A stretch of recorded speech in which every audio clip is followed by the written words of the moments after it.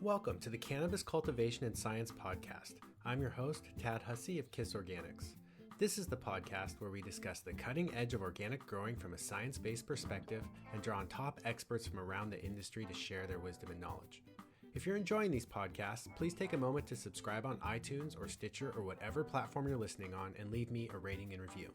This is really helpful and allows me to keep producing good content for free by drawing on more of the top names in the industry to the show.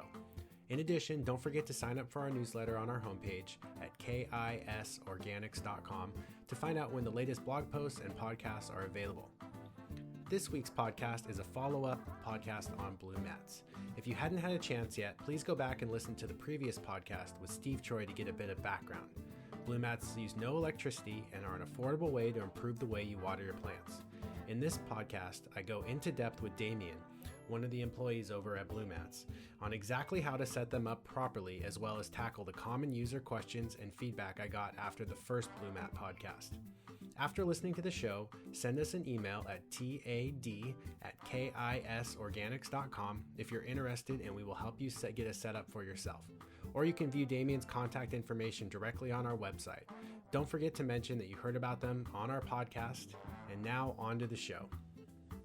All right, thanks, Damian. I appreciate you taking the time today to chat a little bit more about Blumats and do a follow-up podcast.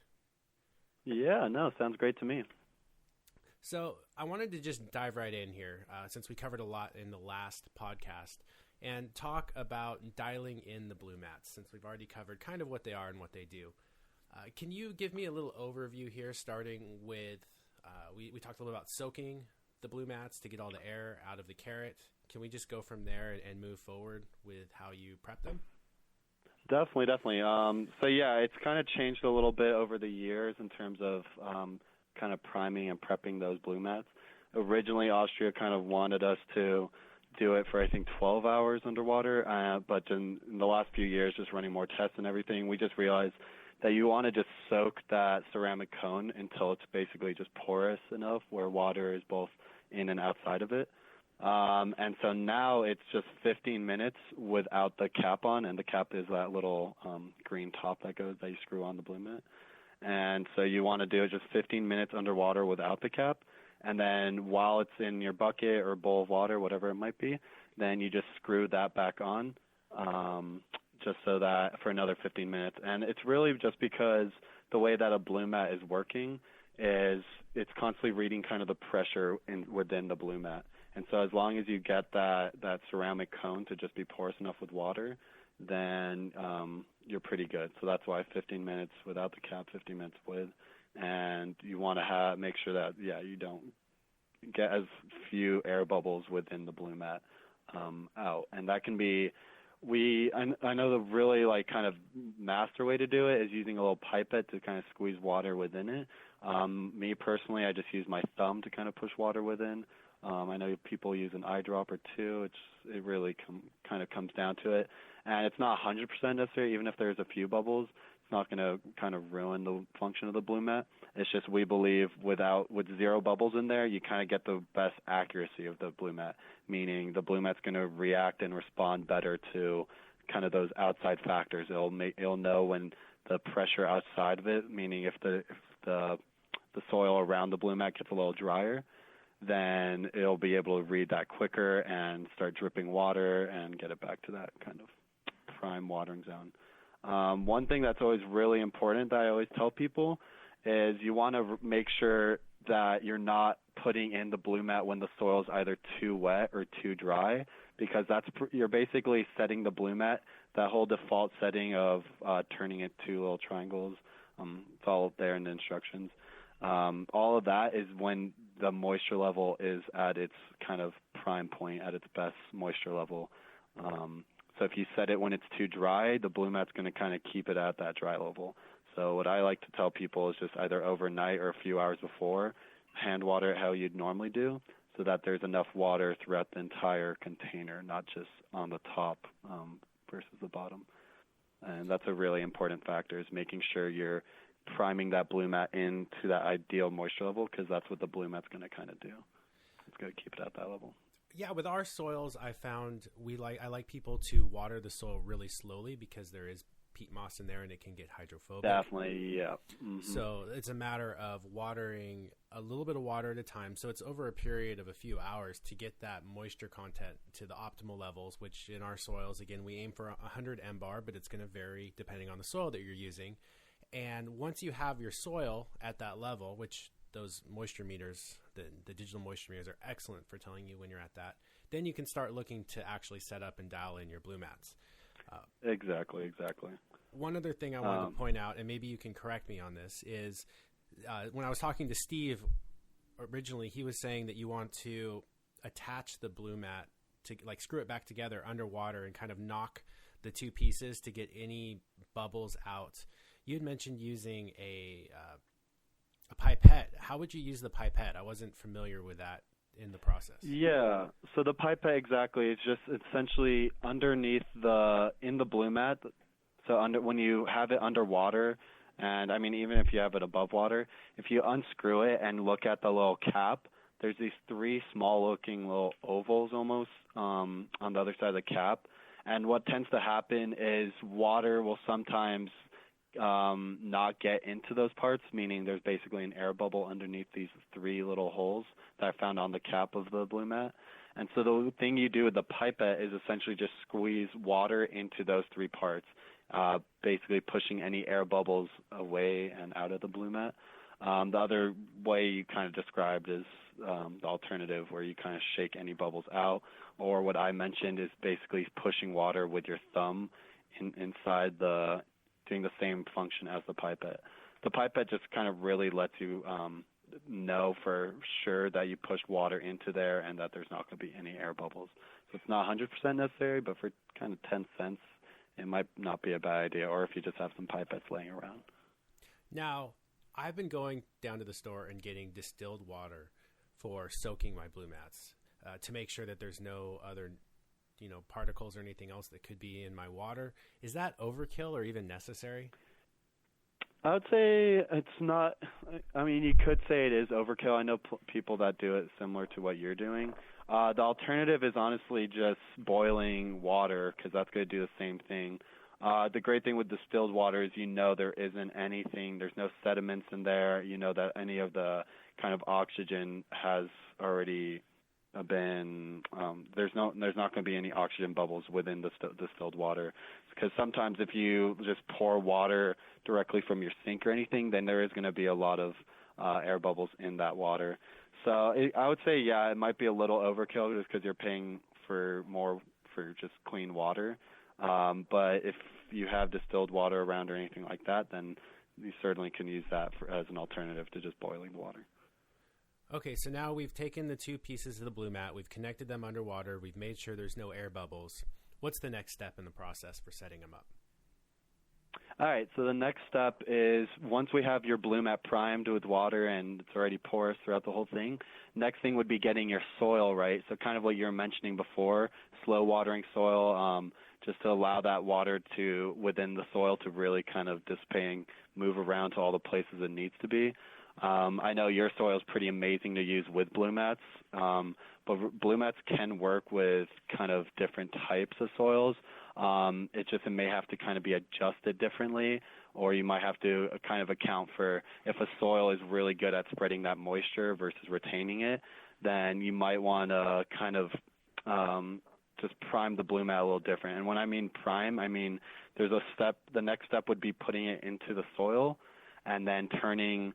You essentially open up the Blumat, so water's flowing. You connect it to your water source, so that water is actually going through the Blumat. And so on the top of the Blumat, there's these what I call a little brown cap. And that little cap actually, if you look into it, it has these little, not into it, on the outside, there's these little triangles. And that's what you're kind of using it to control your Blumat.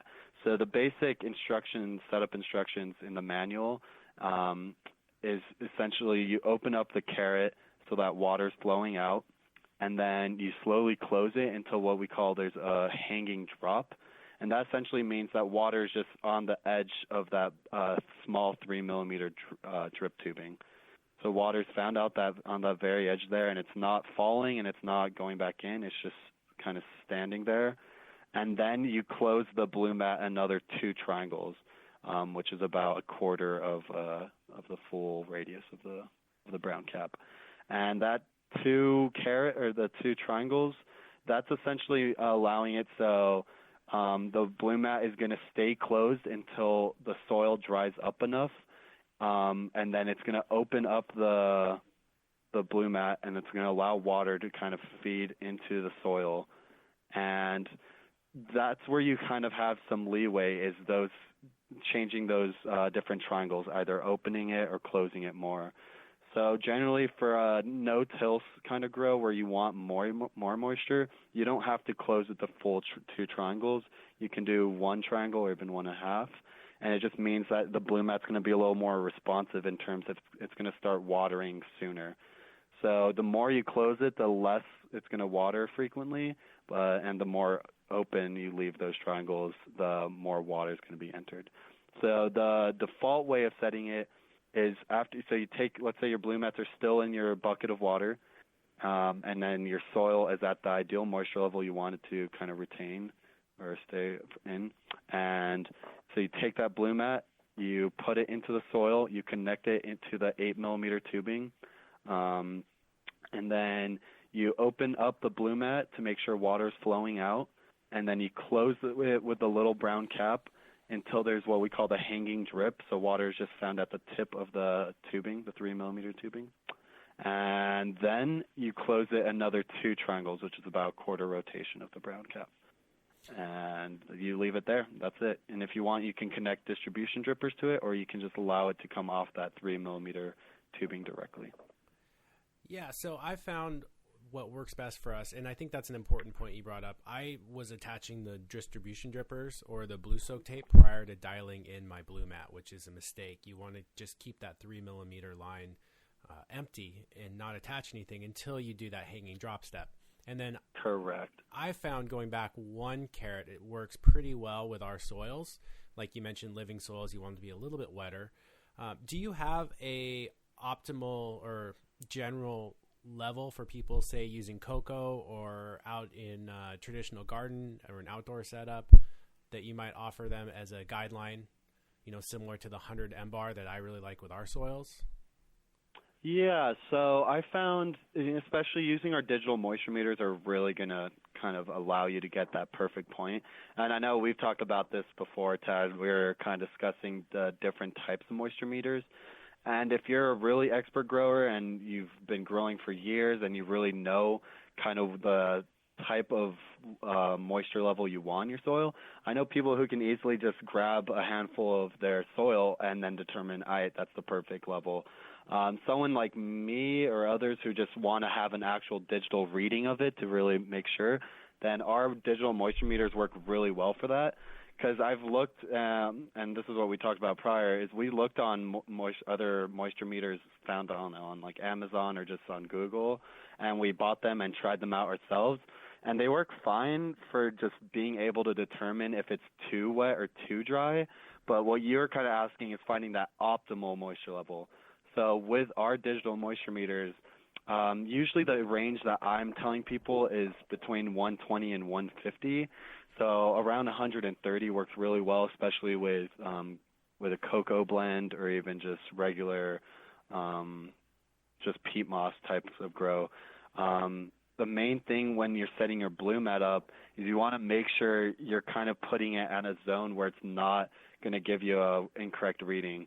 So by saying this, I mean don't put it next to these huge perlite chunks or in the very corner of your pot where it's going to obviously sense the moisture of the actual fabric pot or the clay pot, whatever it might be. You want to put it in a zone where there's plenty of soil to surround it, and kind of what I was saying, not where there's a really high ratio of perlite or just other stuff that might affect it. And cocoa, since cocoa, I know a lot of growers are using a mix of cocoa or even just pure cocoa, it retains moisture really well. So you could almost go a little higher, up to 150 or even 180 if your flowers or if your plants are flowering where it's using even less water. So I would say the 150 range is great if you tend to like your plants having more water, or if the soil requires more water, like a living soil, no-till grow, then that 100 works really well. So I would agree with you on that point that the 100 works great for your style of grow. So a couple things I want to highlight that from what you mentioned. So initially we're going from a water source, just backing up a little bit here. And that if we're using a main line or plumbed line, we will need to add in a pressure reducer right at the beginning there. And then you can run splitters off of that to set up the rest of your line. But that 8mm line, which is what would come off of the pressure reducer, or if you're using a reservoir with a bulkhead connector, you can do it that way too. Then you go from there down to your carrot, and then you can sort of create your garden setup based off of that. One other thing I wanted to mention, when we were setting up, I noticed that sometimes I would do all of those steps, turn on the water, and then nothing would come out of the Blumat, even though I've opened up that top dial. And something Jaya told me I didn't realize was there can be a little kink in there. So you have to take it and just slide the 3mm line out a little bit, and you'll see it's just kind of stuck together, and you can just pinch it lightly with your fingers, and it'll come undone, and then water will start flowing, and then you can dial it. Correct. Yeah, and we have people that will call us with exactly that. They're saying, hey, I connected it to my water source. I opened up the carrot fully, meaning with the little brown cap, you basically turn it counterclockwise, so you open it up fully. And at that point, water definitely should be coming out. So my basic steps, which it's kind of funny, sometimes people don't realize that, like the shutoff valve near their reservoir, they had it closed. So one thing is make sure that that's open so water is flowing throughout. The other thing is people don't realize in a gravity system that it actually has the water reservoir, the water container, has to be above the plant. So I've had it happen where someone had it at the same level, they opened it up, and no water was coming out. And I was like, raise the reservoir another foot, and once they did, water started flowing. And then kind of what you talked about, which just rarely happens with the 8mm, but I know with our Superflex tubing, which is just a highly flexible tubing compared to the 8mm black, that can sometimes kink in terms of if it gets stuck together, it's kind of like something's stepping on it. And yeah, you just want to kind of pinch it the opposite way so it opens up. Same with the 3mm. That I've seen that happen more often. Still pretty rare, but sometimes that can get stuck to each other. And kind of what you said, you just need to pop it open. And then as long as you open up your carrots and see water is flowing out, and at a consistent rate, because sometimes you get air bubbles in your line. So you want to kind of purge those out. So once you see just a regular flow of water coming out, then you're good to go, and you're ready to proceed with setting it up and everything. Okay, so we just attached our carrot. We just checked. We have water flowing out. We've dialed in that Blumat now so that we have that hanging drop. Now we have the opportunity to attach up to 5 distribution drippers or the Blue Soak hose. And there's an adapter for that Blue Soak. And when we say Blue Soak, what we're talking about is essentially a soaker hose sort of material. It's like this paper and plastic material. I don't know how you would describe it. Yeah, I definitely feel like it's a little more plastic element, and essentially there's plenty of drip tapes out there. That's what you call it, either soaker hose or drip tape.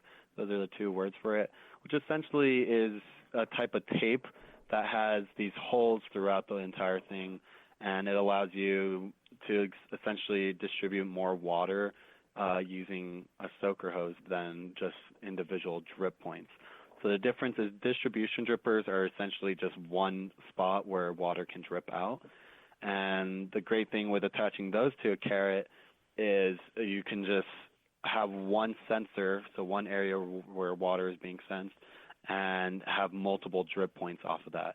So that allows you to even get up to a 10-gallon pot, like a fabric pot. It allows you to have even just one sensor with multiple distribution drippers so that you can really water the entire surface of that pot. And then our soaker hose, like what you said, we call it Blue Soak drip tape. That you can attach to the carrot, or what has been just happening for 25 years over. I think we have a farm in Cuba using the same drip tape that they've been using for 30 years, which is the same thing, and they don't even have it attached to the sensor. Instead, it just comes off of a hose, and it just waters a certain amount of water. And there's a big difference between our soaker hose and conventional soaker hose or drip tape. The difference is other drip tapes tend to only water every 7 inches, I feel like, or even every 12 inches, while ours is the entire thing actually has thousands of micro tiny holes throughout the entire thing. So the whole thing dispenses water, not just certain parts of the drip tape. So that's one big difference. The other is our tape is reusable. Compared to a lot of other drip tapes that people use, they have to actually throw them out every year, and it's a huge waste. It's terrible for the environment because a lot of times these farmers are just digging the tape into the ground. They're just tilling over it. While ours, you just bury it underground, under the soil, and you can leave it out during winter, and you can reuse it for years and years. And like I said, we have a farm in Cuba that's been using the same one for 25 years, and with Puerto Rico and Brazil as well. So it's very, it's kind of a famed drip tape in our community. And what we managed to do, which Austria and Germany, all the other Blumat kind of mega countries, what we managed to achieve is we've combined Blumat carrots to this blue soak, and you can basically water a lot larger fabric pots, so 100, 150 gallon pots or bigger with that, using only 1 or 2 sensors, and same thing with just large row crops or anything like that. So now we've managed to get greenhouses using Blumat sensors just attached to this soaker hose, and you just lay it out to the crops, and that one sensor or the 2 sensors you can attach, one to the beginning or another to the end, and it allows you to just water these much longer rows of crops using one sensor that will still turn off and on based off the moisture around it. I think that's what you're kind of talking about. Yeah, in fact, actually, I'm going to be posting a video of the setup in my greenhouse that we're currently in the middle of right now. And nice. It's an 84 by 30 foot greenhouse, and I will post some photos and more information. It's gonna cost me about $1,000, I think, all said and done, to set up the Blumats throughout the entire greenhouse. And I know I'm gonna get that back in the cost of labor and watering throughout the season. Plus, I'll have it for years to come. So, I think it's well worth using in these situations, and I don't have to worry about my staff remembering to water the plants too, so they don't get too dry. I mean, it's a lot of work, and I've actually changed the design again since the last time we talked. I know we tried a few different ones out, but when I went to actually set it up, I realized I think I have a better way of doing it for my particular situation. So I'll send you some photos. But perfect. Yeah, I'd love to see that. This was the one we designed like a month ago or something, right? Yes. So originally we were going to have 2 carrots, one on either side of the row, running drip tape opposite directions. I've changed it to where I have one sensor now right in the middle of the row, and then I've run sort of a giant circle or swirl around that bed, so I'm still getting irrigation on both sides of the roots. And I'm going to see how it works. Yep. But so I wanted to answer or tackle some of the questions that we had gotten after our first podcast with Steve. So one of the listener concerns was about water sitting in the line too long or allowing portions of the soil to dry out. Do you want to comment on that? So what do you mean by water sitting in the actual line? Are you talking about within the 8 millimeter or 3 millimeter tubing, or in the soaker hose? I assume they mean either, with the idea being that the water wasn't dripping out at a fast enough rate, and then somehow that water was being either exposed to temperatures or leaching from the materials being used.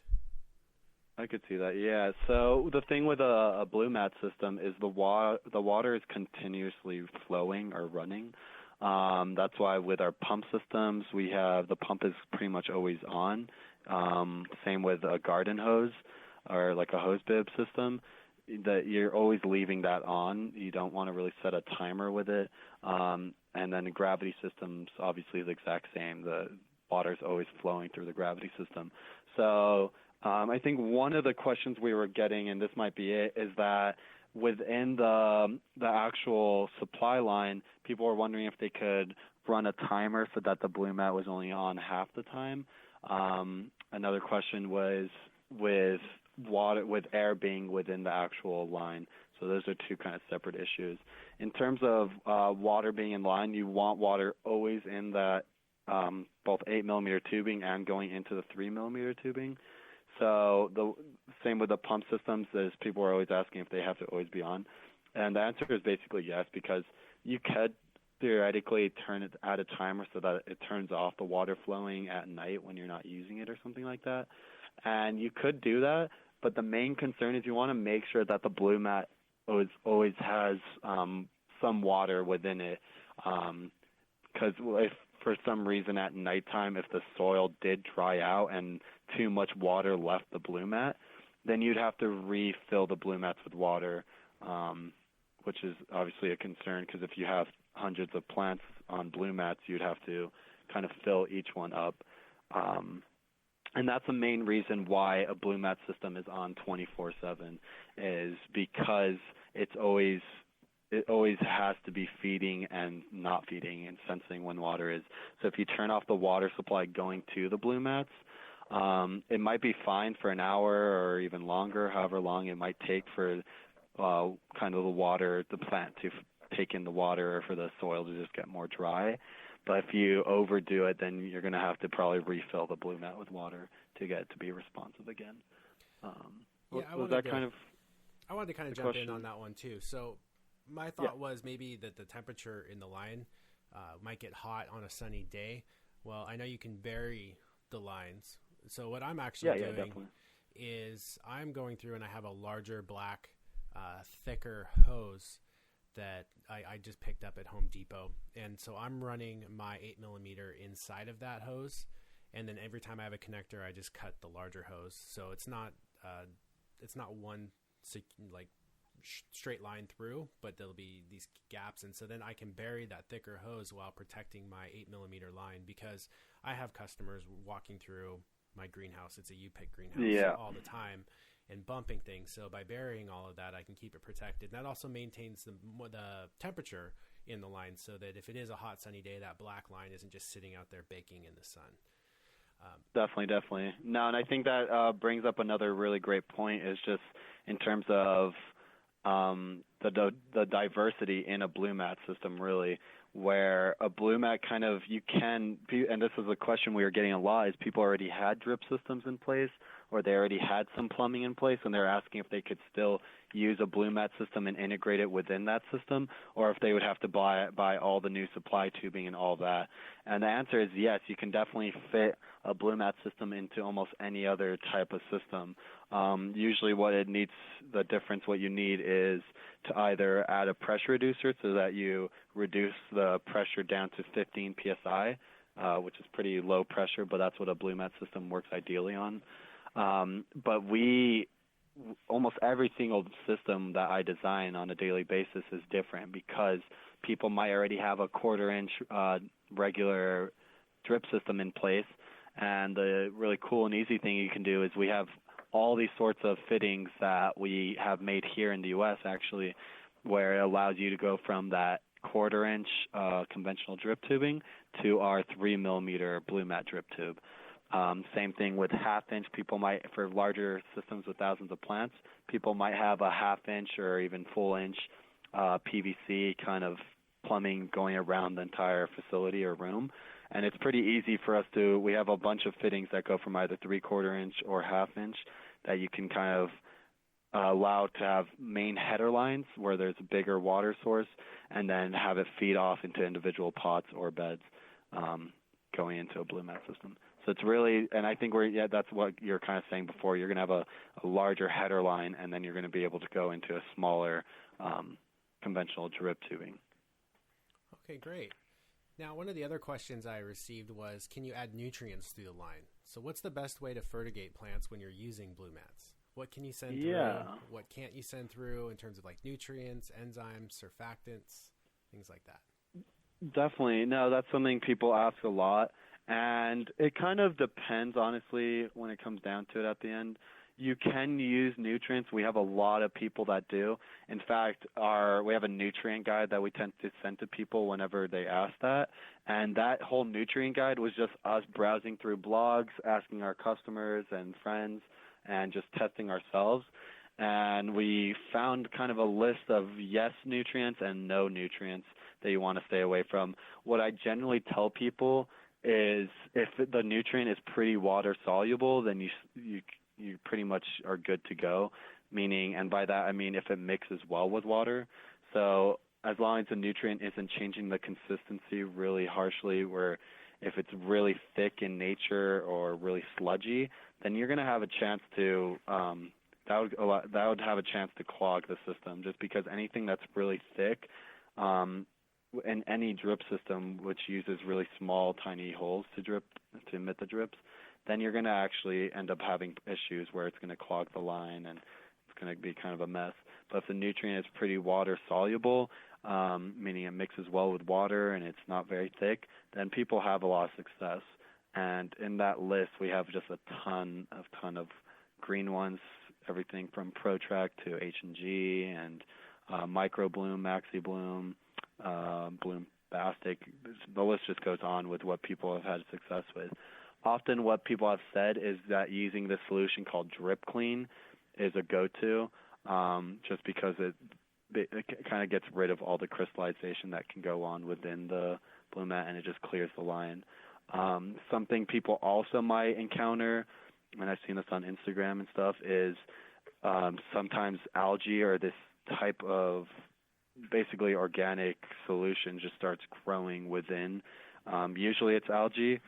And what you kind of want to do with that, biofilm is the other way, I just remembered. Usually what you want to do with the biofilm or algae or anything like that is we run a little bit of hydrogen peroxide solution to just kind of wipe that out and kill it. And so that's the thing you can do with nutrients, is just there's some solutions that you can do to kind of take care of the line and just keep it clean. So generally, I love to just keep it simple, and I don't really run nutrients inside my drip line. It'll kind of it's less hassle in the future. And then what I do is a nutrient well, meaning I kind of just dig a little hole into the soil and add my nutrient kind of outside of the drip system. And what a nutrient well does is essentially it allows the nutrient to feed slowly into your plant. So if you're away for a few days, that's a good solution with nutrients. If not, just hand feeding is always a good idea. If you do want to run nutrients through, which I know a lot of people do, then you can. There just might be some future maintenance you have to do. The other thing is we do have dosatron systems that work with larger scale Blumat systems. And if you need help designing those, or if you have questions, then you can always ask us. So the answer is yes, you can run nutrients in a Blumat system. It's just you might have to end up doing a little maintenance to make sure you don't clog the line or anything like that. Now, I'll just share that my opinion on it is my preference is not, like you mentioned, not to run any nutrients or other additives through the Blumat system besides water. And for all the reasons you mentioned, plus the dangers of biofilm, and it's real easy, I think, to just take, especially with organics, if we want to add, say, seaweed extract powder, I can mix that with water and just water it in over the top. Same with compost teas. I wouldn't send those through either, because you have to remember 3 millimeters is not very big. It's a pretty small hole, so a lot of stuff can clog it. But moving on, do you want to talk a little bit about how people are using them with a pump and when that might come into play for some growers in certain setups? Yeah, definitely. So essentially a pump system is just another way of saying it's just a pressure system. And pumps really come into play when people don't have either the room size to do a gravity system, because either their ceiling isn't high enough or something like that, or that they just don't have a hose bib within the facility either. Because the alternative to getting a pump is just getting our pressure reducer, and you connect that to a regular spigot or hose bib or even garden hose itself. So people use a pump system generally in a facility that doesn't already have that, or when they essentially want to pump out of a barrel of water, a reservoir, but don't want to raise the reservoir high enough. A lot of cases people have nutrients in that barrel, in their 50-gallon drum. So then they want to pump that nutrient out. So that's the other way of using a pump system. And you can use your own pumps. The main thing is you have to connect a Blumat pressure reducer to it and get it down to 15 psi. And the reason why I'm saying the Blumat pressure reducer is because you're going to have a hard time going to a regular hardware store and finding a pressure reducer that goes into 8-millimeter line, while our pressure reducers do that. Another reason is we have tested out other pressure reducers in our systems and found that they actually don't really reduce the pressure to that actual rate that you want it to be. Instead, they just would restrict the flow, but the pressure would still be pretty high. So I would definitely recommend getting a Blumat pressure reducer than trying to kind of cheap out and get one that isn't actually going to be reducing the pressure. And why you would want to use a pump is usually when you have more than about 50 plants and you just need to get enough pressure to do that. Like I was saying with the pumps, though, it's the other reasoning you want to get kind of our pump kits is that everything is included from the pressure tank. Our pumps we use have a built-in pressure switch. That's something you'd need. And then it has all the fittings and components to kind of attach it together. And we know that the pumps we use are rated for continuous use. So if you try using other pumps that aren't rated for continuous use or don't have this pressure switch, you tend to run the risk of burning them out, and then you're just out another couple $100, and you might want to still just end up buying the pressure pump. So to answer your question, the reasoning to use a pressure pump is usually for larger scale grows, and also in cases where you can't get a gravity system high enough, or you don't have a built-in hose spigot or anything like that. Okay. No, pump systems are great. Yeah, the last question I had was one of the other methods for irrigation that's really popular in this community in terms of low-tech solutions is sub-irrigated planters or SIPs. How do you feel Blumats compare with SIPs? Are you familiar with what I'm describing here? Yeah. No, and I've seen on YouTube and just, I don't know, these kind of clickbait articles that actually end up being really cool, how to kind of create your own automated watering system. And it almost kind of works similar to a Blumat. The difference is you're kind of over feeding water for a bit at a consistent rate. And we have Blumat bottle adapters that literally do the exact same thing. You connect it to a 2-liter Coke bottle, and it just feeds a certain amount of water per day. And I love the idea, honestly. It's kind of really cool, the engineering behind these, where essentially it's the same property that a Blumat works off, where the soil's kind of acting as a semi-permeable membrane where water is being let in and out consistently.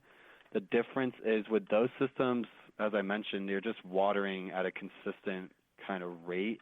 You're basically just to keep the soil wet, while a Blumat kind of monitors when it needs to be watered.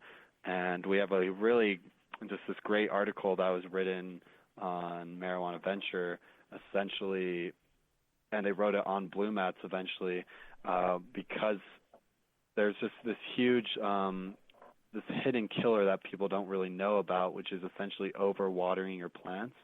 And that tends to happen a lot of times when people hand feed as well, because then they'll just use a bucket and throw water on top of the plant.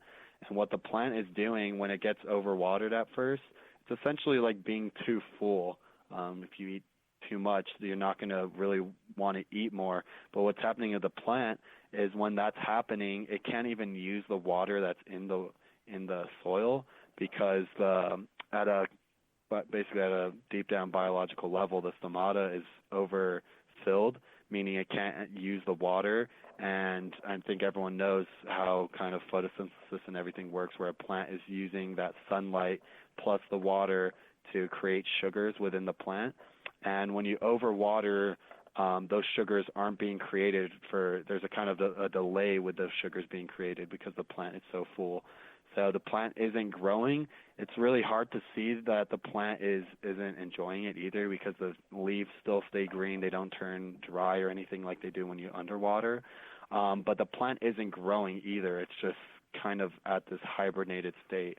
So that's the hidden killer with overwatering, and that's what some of these systems where you're basically just feeding from below and keeping it saturated all the time, is you kind of run the risk of that happening, where the plant isn't going to die, but at the same time it isn't going to grow. So I'd say for higher valued plants, Blumat system's pretty ideal for that exact reason, where it's not going to overwater at one point, but it is going to keep it.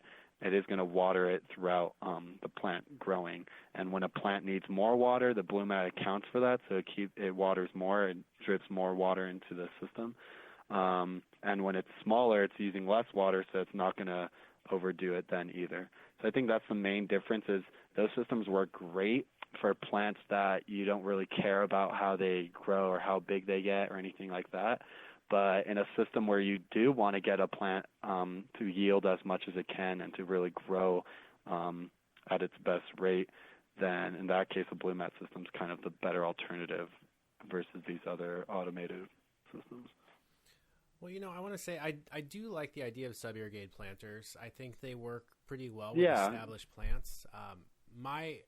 Because it is a wicking process, so as the soil dries out, more of that water will be pulled up into the soil column from below. My issue with them is that when you first transplant a plant into that system, you're still going to need to water it. And this can be a challenge sometimes with Blumats too, in that area right in the rhizosphere there around the roots may not be getting enough water, even though that pot is still heavy and has a lot of water. So in those cases, you're still top watering. And specifically with cannabis, I've found it seems to me that, and this is anecdotal, that top-down watering seems to be more effective overall, which is why I've always chosen that over sub-irrigated planters. But as a new grower, I know a lot of people will use SIPs or earth boxes as an alternative, as a way of watering when you're not as familiar with proper watering or have a system like Blumats that allows you to dial that in.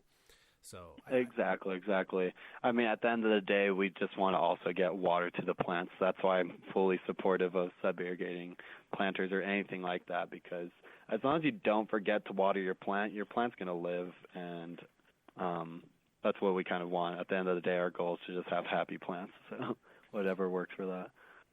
Yeah, well, Damian, I want to say thanks for taking the time today to chat. I know that you've sent me this new tips and tricks article, which I can post up on the podcast page for people.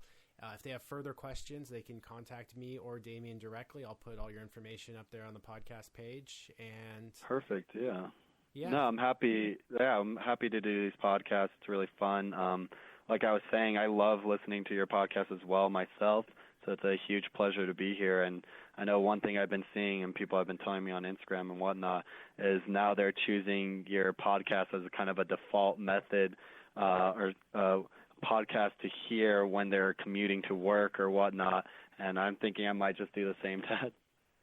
Cool. Well, I appreciate that. And stay tuned. We may have something exciting coming up with Nelson Lindsley here in the future along the podcast line. So I'll keep you guys posted, but I don't want to give too much away on that just yet. So thanks again, Damian. And I'll be signing off on this podcast, but look forward to chatting with you again here in the future. Same here, Tad. Same here. Thank you for the time and everything. All right. Bye-bye.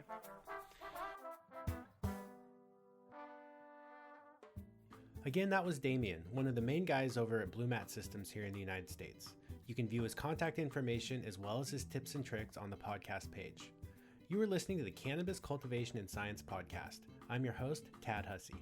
Don't forget that there's more information and articles available on our website and blog at www.kisorganics.com, as well as links to the data and information we discussed in this episode on the podcast page. And if you enjoy these podcasts, please take a moment to leave me a rating and review on iTunes, and send me your feedback and suggestions through our website contact page, or tad@kisorganics.com. Thanks for listening.